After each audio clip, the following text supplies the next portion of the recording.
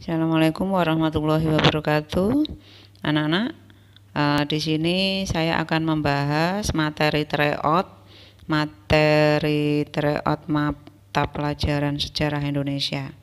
Nomor 1, sejarah menjadi suatu pengetahuan yang penting dalam kehidupan suatu bangsa atau suatu negara.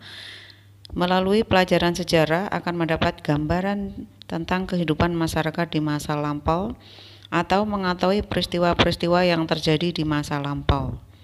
Dari deskripsi tersebut menunjukkan bahwa peristiwa sejarah merupakan suatu peristiwa penting karena jawabannya adalah D, mempunyai arti dalam menentukan kehidupan orang banyak. Jadi, sejarah mempunyai arti dalam menentukan kehidupan orang banyak. Contoh yang paling konkret adalah sejarah kemerdekaan Indonesia yang berdampak pada kebebasan seluruh rakyat Indonesia dalam bertindak di semua segi kehidupan manusia. Jadi dengan kemerdekaan maka kita bebas melakukan sesuai dengan keinginan manusia, tapi tidak boleh bertentangan dengan hukum yang ada di Indonesia. Itu nomor 1. Lanjutnya nomor 2. Dari gambar di atas, orang-orang yang berasal dari suatu bangsa, Dayak dan Toraja, yang merupakan keturunan suku bangsa Proto-Melayu. Pernyataan di bawah ini yang bukan ciri Proto-Melayu adalah, jawabannya adalah B, berkebudayaan batu muda atau Neolitikum. Nah, di sini nenek moyang bangsa Indonesia berasal dari daerah Yunan di Cina Selatan. Ciri-ciri fisik bangsa Proto-Melayu di Indonesia adalah berambut lurus, kulit kuning kecoklat-coklatan, bermata sipit. Berkebudayaan batu muda atau Neolitikum bukanlah cirinya, karena pada gambar tersebut sudah menunjukkan kehidupan yang modern dengan menggunakan pakaian adat, tidak lagi pada zaman batu. Selanjutnya nomor 3. Proses masuk dan berkembangnya agama Islam di Indonesia telah membawa perubahan besar di dalam struktur sosial masyarakat Indonesia yang sebelumnya berkarakteristik Hindu-Buddha. Kehadiran agama Islam dapat diterima baik oleh sebagian besar masyarakat Indonesia. Faktor penyebab Islam berkembang pesat di Indonesia adalah, jawabannya adalah C. Penyebaran agama Islam di masyarakat dilakukan secara damai. Faktor penyebab Islam berkembang pesat di Indonesia adalah penyebaran agama Islam di masyarakat dilakukan secara damai. Islam masuk ke Indonesia tidak bersifat memaksa, tapi menyesuaikan dengan kebudayaan yang ada di masyarakat setempat. Masuknya bisa melalui kesenian, perdagangan, pendidikan, dan pernikahan. Selanjutnya nomor 4. Kerajaan Islam pertama di Indonesia adalah Kerajaan Samudra Pasai yang merupakan kerajaan kembar. Secara geografis, kerajaan ini terletak di pesisir timur Laut Aceh. Bukti yang menunjukkan bahwa kerajaan tersebut merupakan kerajaan Islam pertama di Indonesia salah satunya adalah, jawabannya adalah B. Adanya nisan kubur yang menandakan raja pertama kerajaan itu meninggal pada bulan Ramadan tahun 696 Hijriah bertepatan dengan tahun 1297 Masehi. Selanjutnya nomor 5. Beberapa ahli menafsirkan bahwa agama dan kebudayaan Islam diperkirakan telah masuk ke wilayah Indonesia pada abad ke-7 Masehi. Pendapat tersebut didasarkan pada bukti-bukti yang ada. Di antaranya adalah, jawabannya adalah C. Pada masa itu telah ada perkampungan tempat tinggal perdagangan Arab di Sriwijaya. Agama dan kebudayaan Islam diperkirakan telah masuk ke wilayah Indonesia pada abad ke-7. Pendapat tersebut didasarkan dengan bukti pada masa itu telah ada perkampungan tempat tinggal perdagangan Arab di Sriwijaya. Karena Islam masuk ke Indonesia salah satunya adalah melalui jalur perdagangan. Nomor 6. Salah satu peristiwa penting dan menentukan dalam sejarah kolonialisme dan imperialisme barat adalah penemuan Tanjung Harapan. Tanjung yang terletak di Afrika Selatan ini ditemukan oleh seorang pelaut Portugis bernama, jawabannya adalah B, Bartholomeus Dias. Tanjung terletak di Afrika Selatan ditemukan oleh seorang pelaut Portugis bernama Bartholomeus Dias. Beliau adalah orang Portugis pertama yang mencoba mencari jalan baru ke India. Dia meninggalkan Portugal pada tahun 1486 dan mulai melakukan perjalanan menuju Indonesia, bertolak dari Lisabon atau Portugis, bergerak ke arah selatan menyusuri pantai barat Afrika sampai di ujung selatan benua Afrika yang kemudian diberi nama Tanjung Harapan. Kemudian Bartholomeus Dias kembali ke Portugis karena ada gelombang atau badai yang besar. Dias awalnya menamai Tanjung Harapan dengan Tanjung Badai. Namun kemudian diganti oleh Raja John II dari Portugal menjadi Tanjung Harapan karena mewakili pembukaan rute perjalanan ke timur. Nomor 7. Perlawanan terhadap penjajahan Belanda terjadi hampir di seluruh wilayah Indonesia. Contoh perlawanan terhadap penjajahan Belanda di Aceh. Perlawanan ini tergolong perlawanan yang panjang yang sangat merugikan pemerintahan Hindia Belanda. Mengapa hal ini bisa terjadi? Jawabannya adalah A. Rakyat Aceh mempunyai keyakinan bahwa pemerintah Belanda ingin memecah belah rakyat Aceh. Nah, di sini perlawanan terhadap penjajahan Belanda yang paling lama memang dilakukan oleh rakyat Aceh karena memang Belanda sangat kesulitan untuk menumpas penjajahan ini. Rakyat Aceh merasa bahwa Belanda ingin memecah belah rakyat Aceh, sehingga rakyat Aceh mempunyai semangat yang kuat dan luar biasa, pantang menyerah terhadap perlawanan terhadap orang Belanda. Nomor 8. Ketika Portugis memonopoli perdagangan rempah-rempah, rakyat Nusantara terutama di Maluku melakukan perlawanan. Selain karena faktor ekonomi, perlawanan ini juga dilatar belakangi faktor sosial budaya, yaitu bahwa praktik ini dianggap, jawabannya adalah C, melecehkan tradisi serta kerjasama perdagangan yang telah berjalan di Maluku. Nomor 9. Dalam bidang pendidikan, orang-orang Eropa di Nusantara selama masa penjajahan Belanda ditempatkan di sekolah yang dikhususkan untuk mereka dan tidak dicampur dengan penduduk pribumi atau golongan timur asing. Hampir dalam semua hal, orang Eropa mendapat kemudahan untuk bergerak dalam bidang ekonomi. Kenyataan ini mencerminkan praktik. Jawabannya adalah diskriminasi. Diskriminasi artinya adalah membeda-bedakan. Jadi antara orang Indonesia asli dengan orang Asia atau dikatakan sebagai orang timur asing dan orang Eropa itu dilakukan berbeda-beda pada masa penjajahan Belanda. Contohnya adalah dalam bidang pendidikan, orang-orang Eropa ditempatkan di sekolah yang khusus. Dalam pelaksanaan implementasi pendidikan, kebijakan pemerintah kolonial Belanda selalu berorientasi pada golongan stratifikasi masyarakat sesuai keturunan atau status sosial. Anak didik diciptakan untuk dapat mencari pekerjaan demi kepentingan kolonial.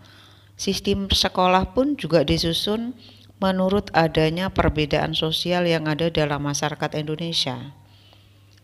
Pembukaan sekolah-sekolah didasarkan atas kebutuhan pemerintah kolonial. Nah, sehingga di sini kurikulum yang diberikan tidak berbeda dengan kurikulum yang ada di negeri Belanda, tanpa ada perubahan dan dapat bertahan di berbagai kritik. Mata pelajaran yang diajarkan pun bersifat universal. Kurikulum yang diberikan di sekolah HBS misalnya. Sifatnya sangat seragam bagi semua. Kurikulumnya semata-mata mengikuti yang ada di Nederland dengan tidak menghiraukan keadaan di Indonesia. Nah, hingga di sini dikatakan bahwa pemerintah Belanda sangat membeda-bedakan antara orang Indonesia asli atau pribumi dengan orang timur asing atau orang-orang Asia yang dulu berada di Indonesia seperti orang India, orang Arab, orang Cina. Nah, itu memiliki strata sosial yang berbeda-beda. Nomor 10. Pada saat Inggris berkuasa di Indonesia, diangkat menjadi gubernur jenderal di Indonesia jawabannya adalah Thomas Stamford Raffles. Nomor 11. Perhatikan pernyataan di bawah ini. Jarak yang terlalu jauh, Portugis dibantu oleh pihak lain, peralatan perang yang kurang seimbang, lemahnya semangat pasukan kerajaan Demak, strategi perang yang kurang jitu. Dalam pernyataan di atas, manakah yang menjadi faktor kegagalan Adipati Unus saat menyerang Portugis di Malaka? Jawabannya adalah C, 1, 3, dan 5. 1. Jarak yang terlalu jauh. 3. Peralatan perang yang kurang seimbang. Dan yang kelima, strategi perang yang kurang jitu. Selanjutnya, nomor 12.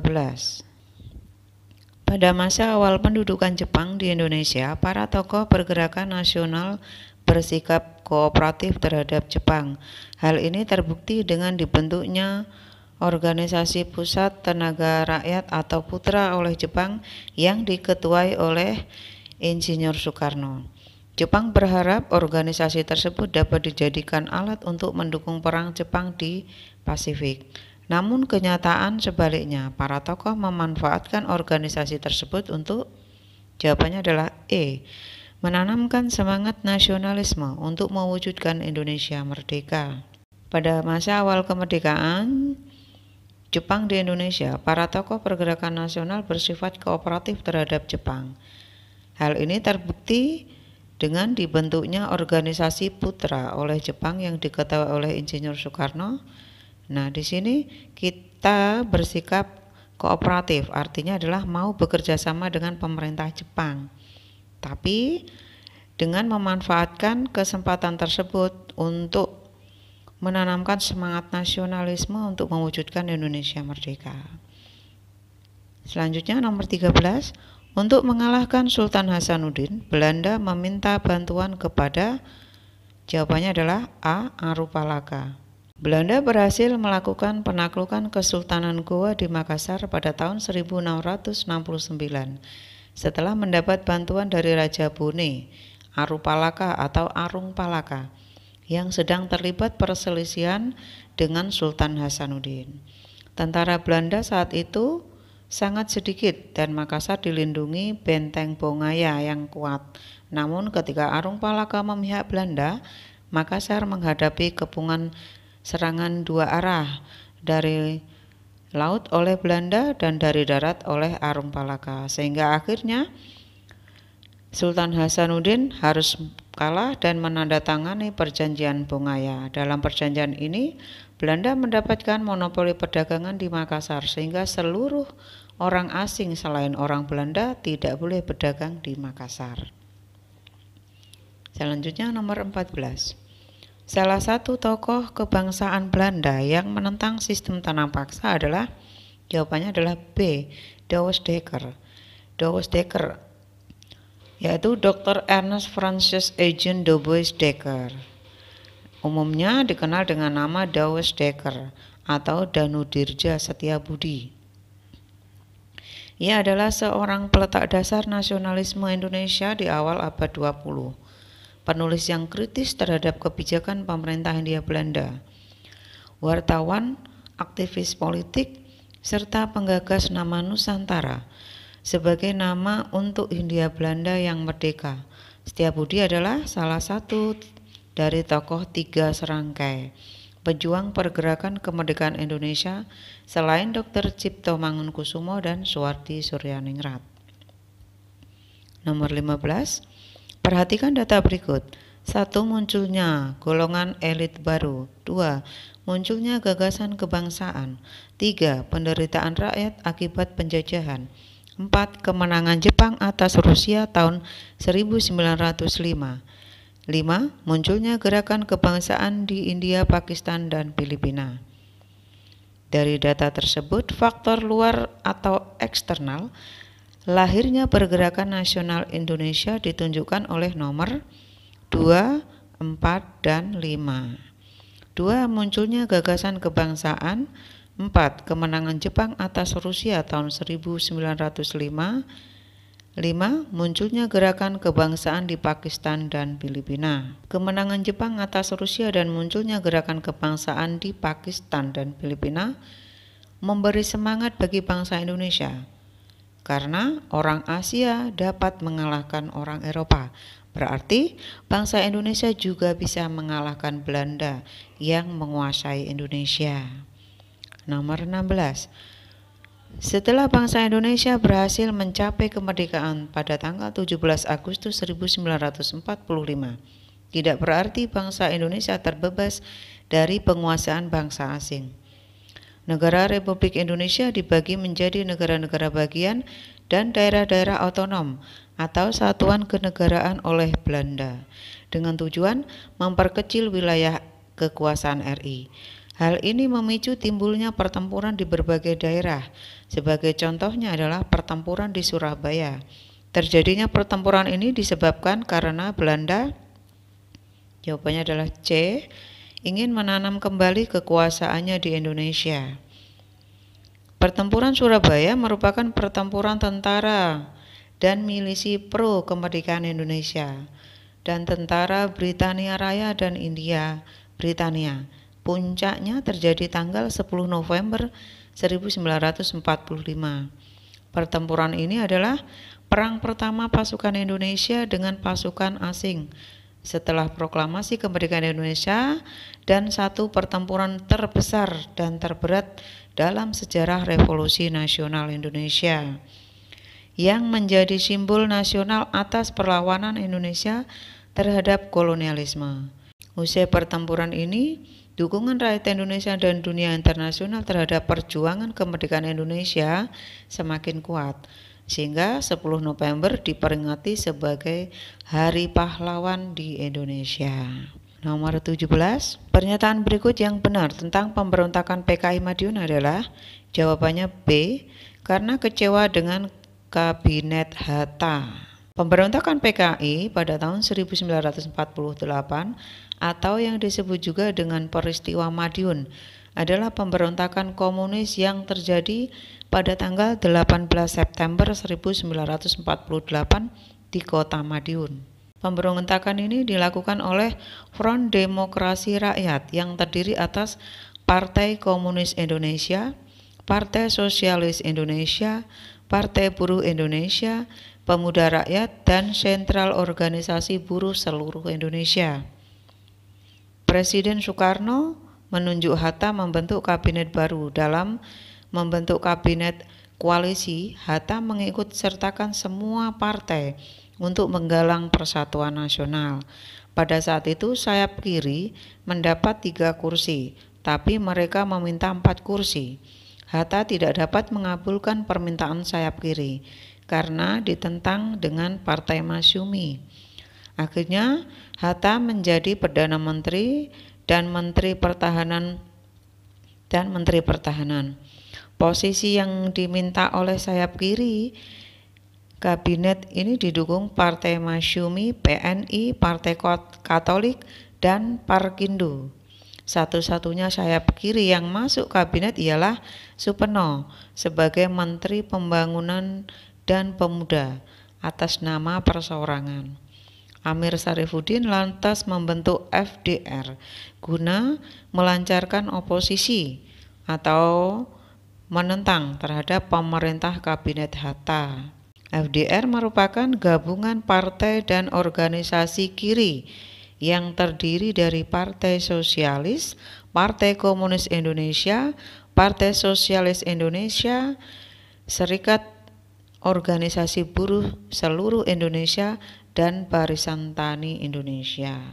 Nah, itu adalah organisasi sayap kiri atau lebih kita kenal dengan organisasi yang berhaluan sosialis atau kita mengenalnya lebih ke komunis. Nomor 18, pada masa pemerintahan Republik Indonesia Serikat, muncul pemberontakan yang mengguncang stabilitas politik dalam negeri, antara lain pemberontakan APRA di Jawa Barat tahun 1950.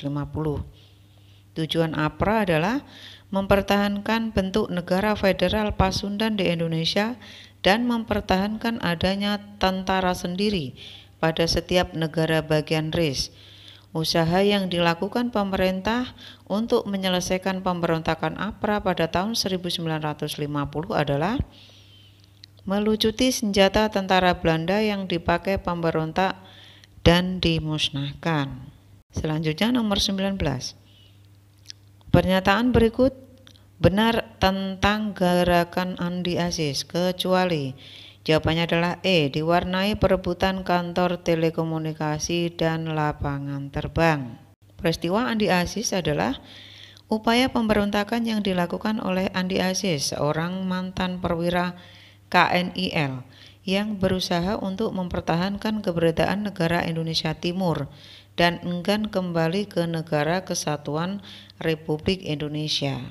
Menurut Andi Aziz, para perwira APRIS atau ABRI dari kalangan mantan anggota KNIL harus bertanggung jawab terhadap gangguan keamanan di wilayah negara Indonesia Timur yang menurutnya didalangi oleh pemerintah. Nomor 20. Pada awalnya, Sumokil atau tokoh RMS ikut mendalangi pemberontakan. Jawabannya adalah D, Andi Aziz. Sumokil tidak menyetujui terbentuknya NKRI dan penggabungan daerah-daerah negara Indonesia Timur dalam wilayah Republik Indonesia. Dia ingin memisahkan diri dari negara Indonesia Timur, melainkan untuk membentuk negara sendiri terpisah dari Republik Indonesia Serikat. Nomor 21. Perkembangan ekonomi pada masa demokrasi terpimpin. Presiden Soekarno sistem ekonomi terpimpin. Dalam hal ini, Presiden langsung terjun dan mengatur perekonomian. Dalam rangka meningkatkan aktivitas, Presiden Soekarno menempuh beberapa langkah. Salah satu langkah tersebut adalah melaksanakan pembangunan nasional. Dalam pelaksanaan pembangunan nasional, diperlukan modal dan tenaga ahli. Untuk menyelesaikan masalah tersebut, Presiden Soekarno menyampaikan deklarasi ekonomi atau DEKON. Tujuan dari DEKON adalah menciptakan ekonomi yang bersifat demokratis, bebas dari imperialisme.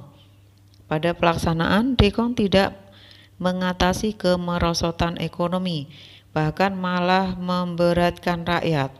Program ini dianggap gagal karena jawabannya adalah kehidupan masyarakat pada umumnya masih di bawah taraf hidup. DEKON dikeluarkan sebagai strategi untuk mensukseskan pembangunan yang dirancang Bappenas. Pemerintah menyatakan bahwa ekonomi Indonesia adalah berdikari atau berdiri di atas kaki sendiri. Tujuan DEKON yakni untuk menciptakan ekonomi yang bersifat nasionalis, demokratis, dan bebas dari sisa-sisa imperialisme. Namun, masyarakat pada waktu itu belum mampu untuk berdiri di atas kaki sendiri, sehingga program DEKON tidak bisa berjalan. Nomor 22. Di bawah ini adalah peristiwa yang terjadi pada masa demokrasi liberal. 1. Pertukaran nota Menlu Indonesia dengan Dubes Amerika Serikat. 2. Peristiwa Tanjung Merawa. 3. Peristiwa 27 Juni 1955. 4. Konflik Masyumi dengan PNI. 5. Konflik PNI dan NU.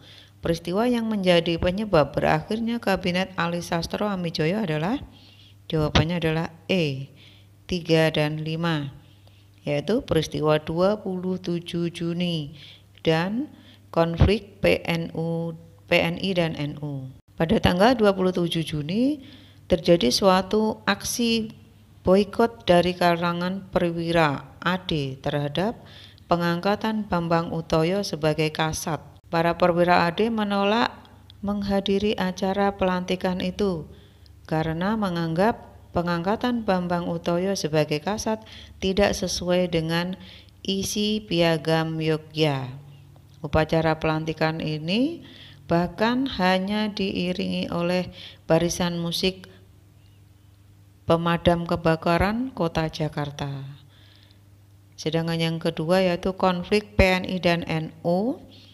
Ini terjadi karena ekonomi yang semakin memburuk, maraknya korupsi dan inflasi yang menunjukkan gejala membahayakan, memudarnya kepercayaan rakyat terhadap pemerintah yang menganggap Alisastro Amijoyo hanya fokus pada masalah luar negeri, sehingga pada puncaknya tanggal 20 Juli, NU mengutus para menteri yang ada di dalam kabinet untuk mengundurkan diri dan keluar dari kabinet.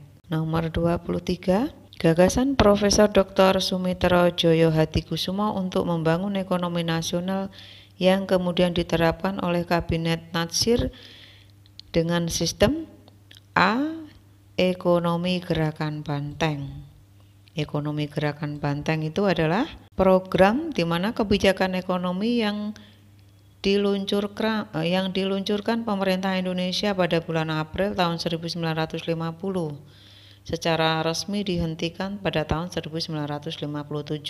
Tujuannya adalah membina pembentukan suatu kelas pengusaha Indonesia pribumi dalam arti non-Tionghoa, karena memang pada masa itu penduduk pribumi khususnya dalam berdagang kalah bersaing dengan orang-orang Cina, sehingga dikeluarkan gerakan ekonomi Banteng ini.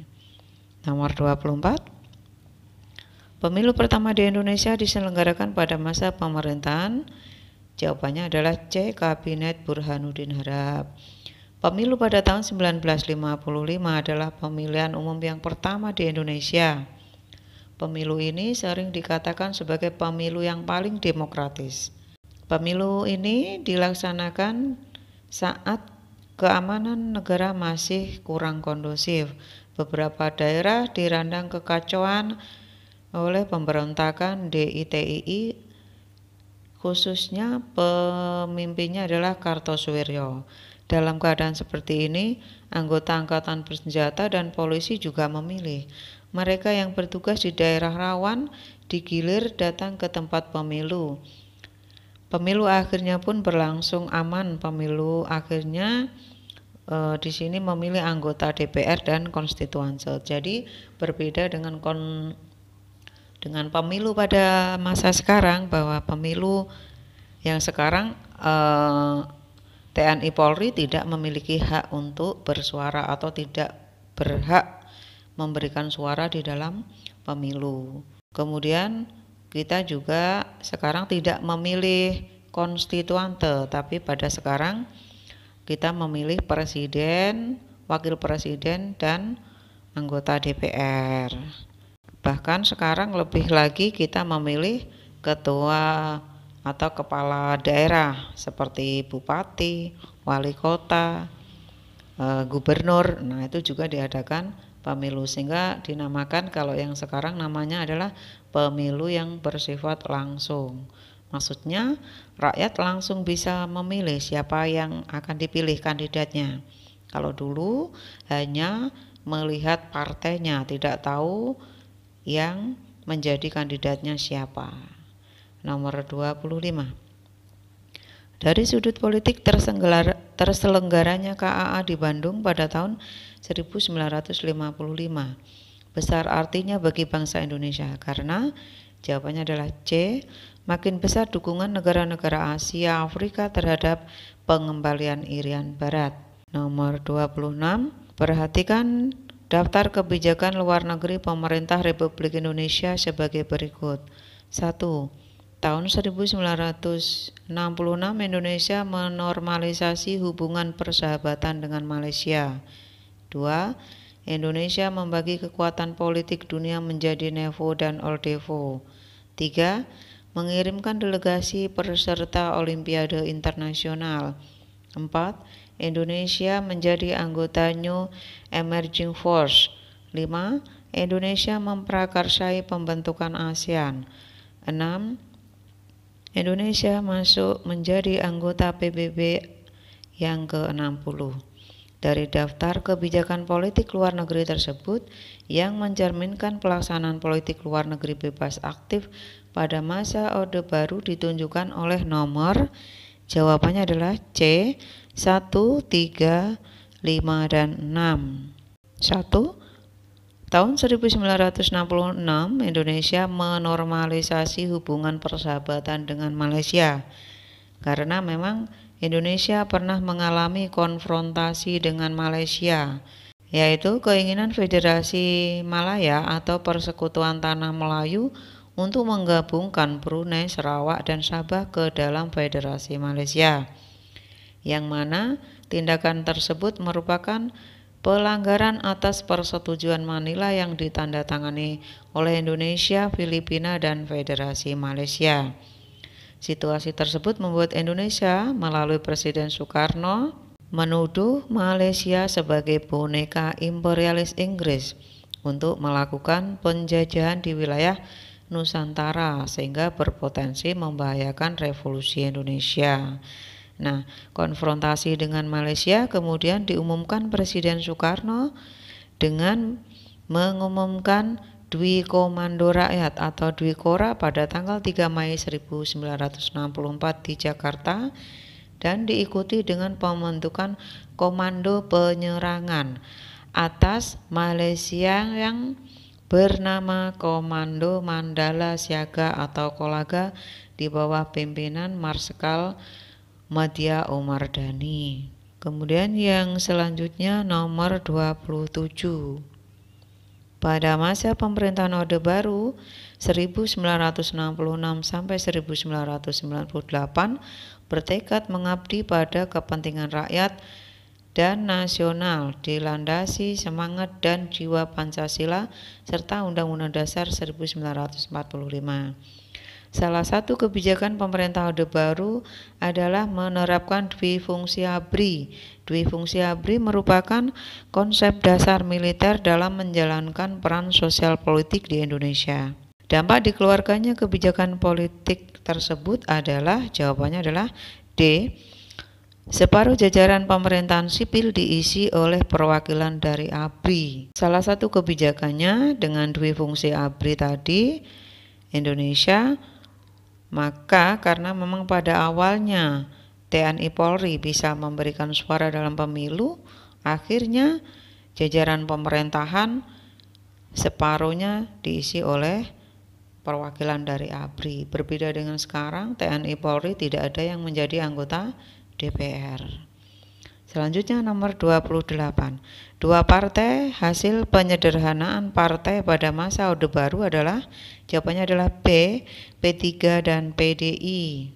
Jadi di sini kalau yang P3 itu adalah fusi itu adalah peleburan dari partai yang berideologi Islam seperti NU, Partai Muslimin Indonesia, Partai Syarikat Islam, Partai Islam Perti.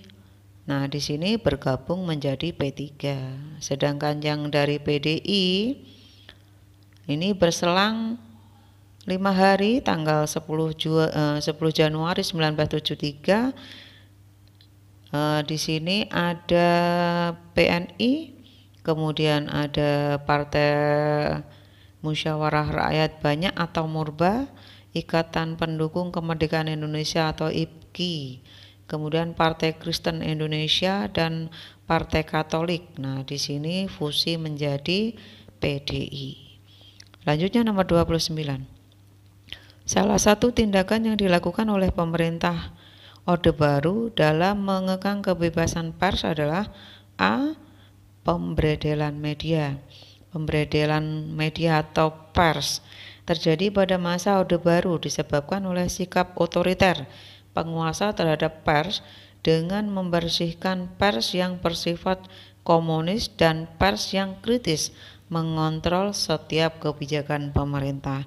Jadi pada masa Orde Baru, jika ada media, baik itu media yang televisi ataupun yang media tulis, nah kalau media tulis diadakan pemberedelan atau penutupan gitu ya namanya. Kalau di televisi juga sama, akan ditutup jika mengadakan kritik terhadap pemerintah.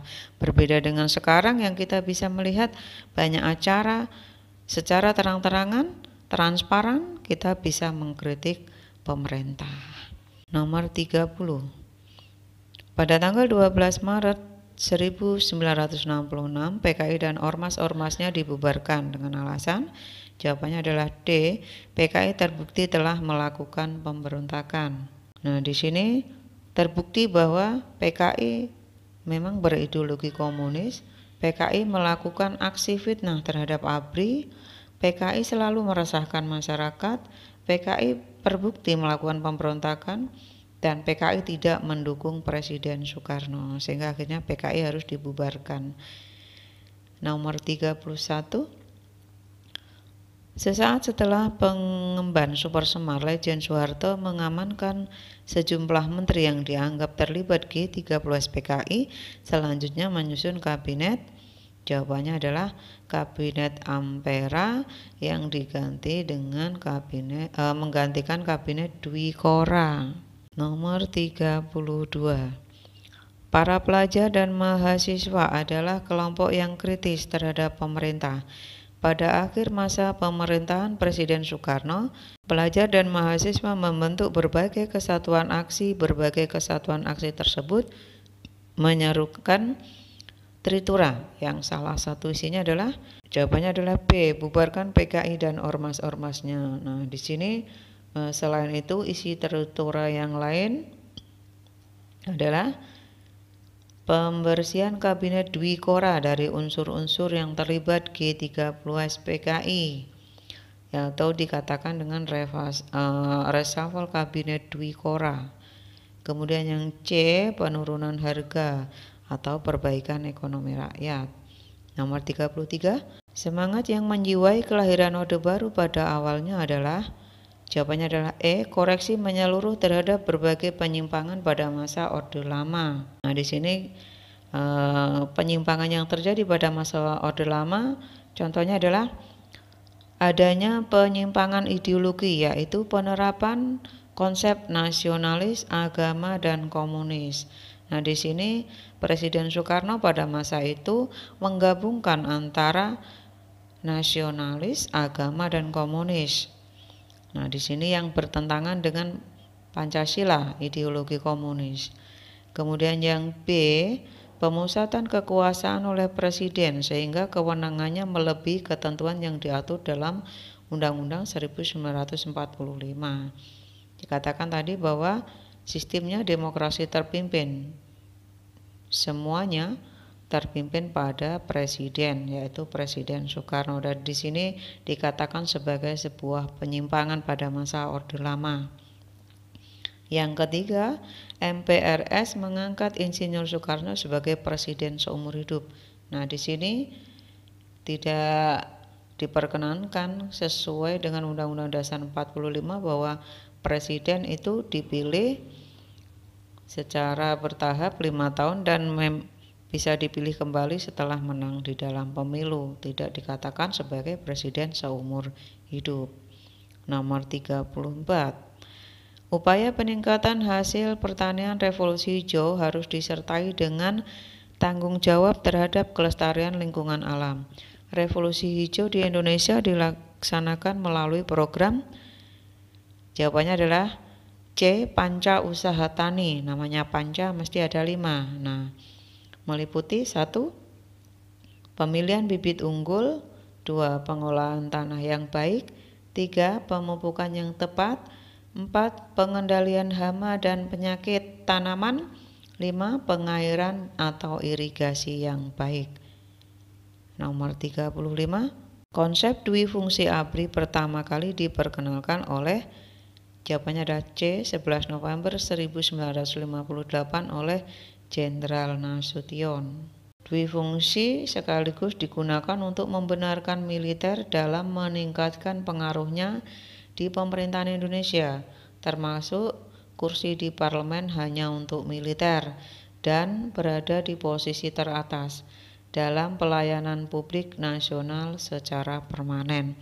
Jadi di sini ABRI memiliki kekuatan yang ganda ya sebagai stabilisator dan dinamisator di dalam pemerintahan. Kemudian nomor 36, apa yang dimaksud dengan reformasi? Jawabannya adalah D. Perubahan struktur pemerintahan secara perlahan.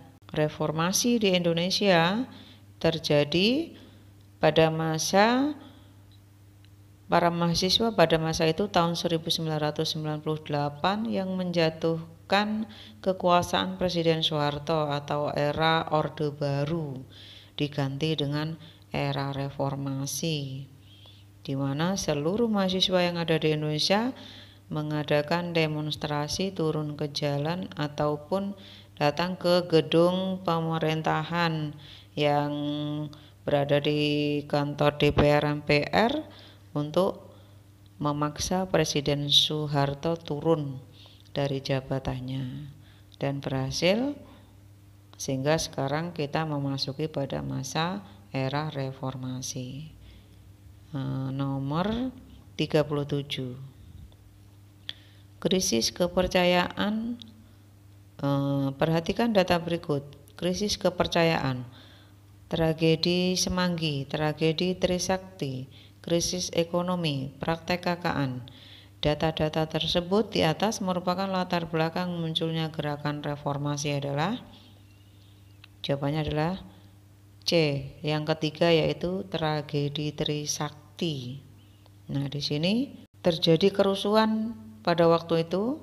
Kerusuhan diawali oleh krisis finansial Asia dan dipicu oleh tragedi Trisakti, di mana 4 mahasiswa dari Universitas Trisakti ditembak dan terbunuh dalam demonstrasi 12 Mei 1998. Hal ini pun mengakibatkan penurunan jabatan Presiden Soeharto serta pelantikan B.J. Habibie yang pada waktu itu menduduki sebagai wakil presiden. Nomor 38, munculnya gerakan mahasiswa dan aksi demonstrasi mahasiswa pada tahun 1998 diawali oleh adanya, jawabannya adalah B, krisis ekonomi. Pada masa itu terjadi krisis moneter atau krisis finansial di Indonesia. Terjadi karena krisis finansial Asia tahun 1997 sampai 1998, inflasi rupiah dan peningkatan besar harga bahan makanan menimbulkan kekacauan di Indonesia. Akhirnya Presiden Soeharto dipaksa mundur pada tanggal 21 Mei 1998.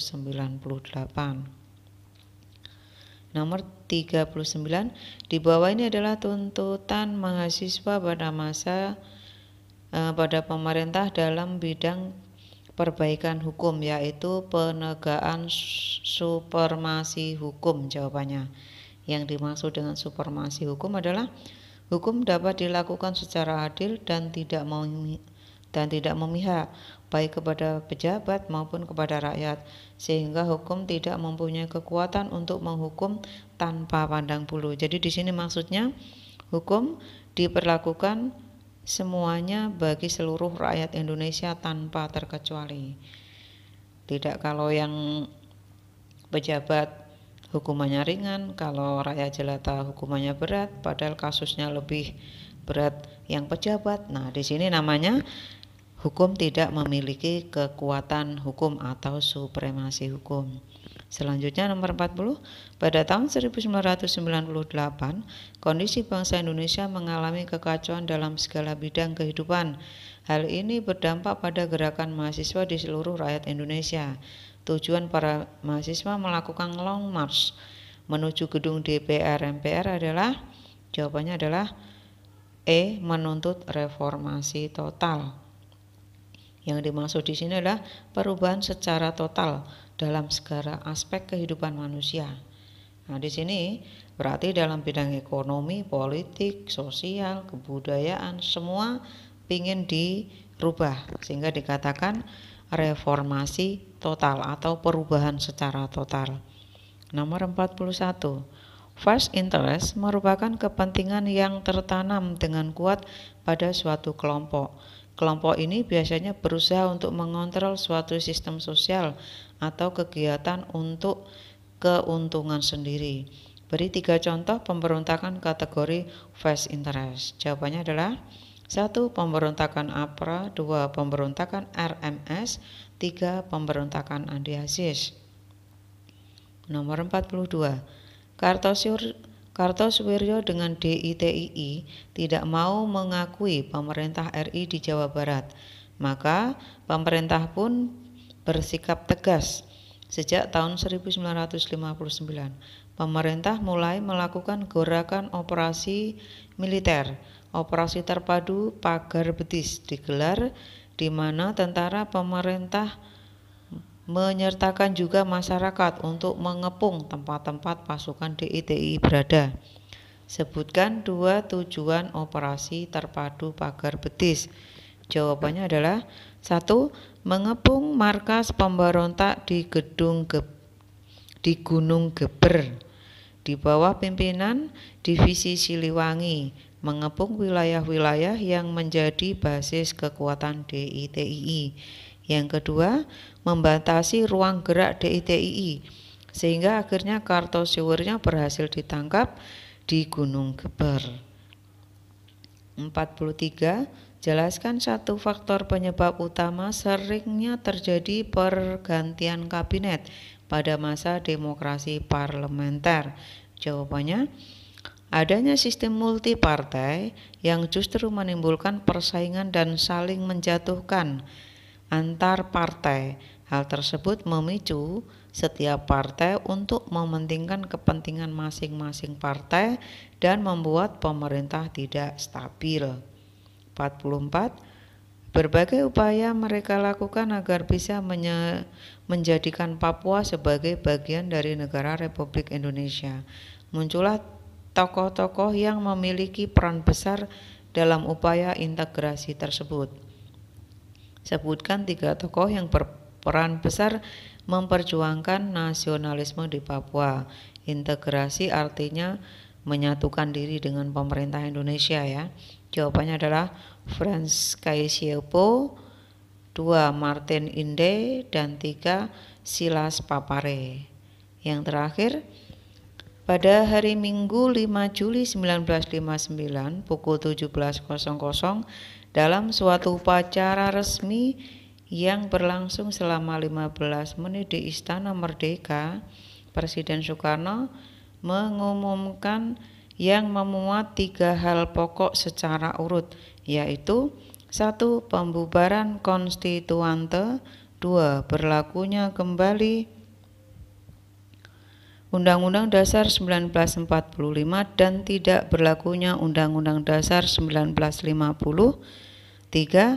Pembentukan MPRS dan DPAS. Nah, itu sering disebut sebagai Dekrit Presiden 5 Juli 1959. Demikian anak-anak pembahasan soal tryout mata pelajaran sejarah Indonesia. Jika ada yang kurang jelas bisa menanyakan langsung ke saya, bisa japri. Terima kasih. Assalamualaikum warahmatullahi wabarakatuh.